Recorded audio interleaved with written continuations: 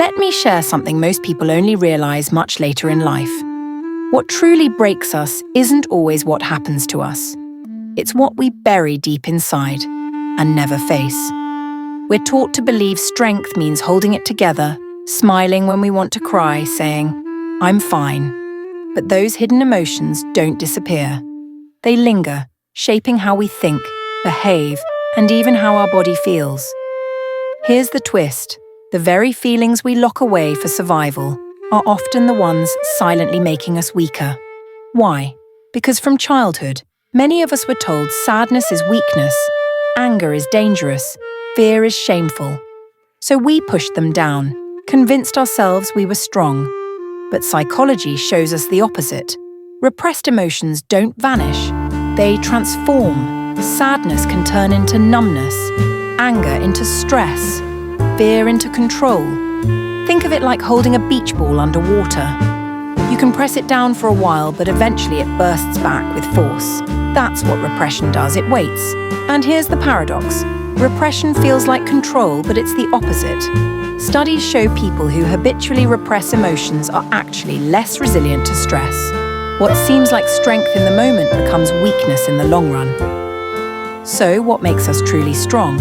Not repression, not explosion, but integration.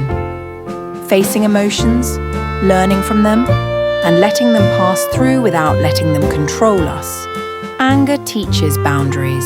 Sadness shows what matters. Fear reveals where growth is calling. When we allow ourselves to feel, something remarkable happens. The brain literally shifts from survival mode into regulation mode. We don't just feel lighter, we become stronger. And vulnerability, far from weakness, creates connection. It deepens love, trust, and friendship. But repression still dominates because it feels safe. It's a shield. The problem is, the shield becomes a prison. To step out, we start with quiet honesty. What am I really feeling beneath the surface? Without judgment. Anger doesn't make you bad. Sadness doesn't make you weak. Fear doesn't make you broken. They simply make you human. Because here's the deeper truth. When you repress sadness, you also numb joy. When you silence anger, you lose passion. When you hide fear, you block excitement. Repression doesn't just protect you from pain, it robs you of life.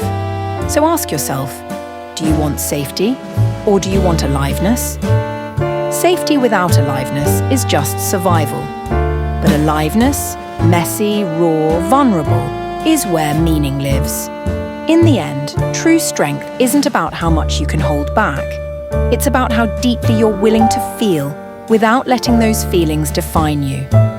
What you repress today becomes the weight you carry tomorrow. But what you allow yourself to feel today becomes the freedom you live with tomorrow. Because weakness isn't in feeling too much. It's in refusing to feel at all.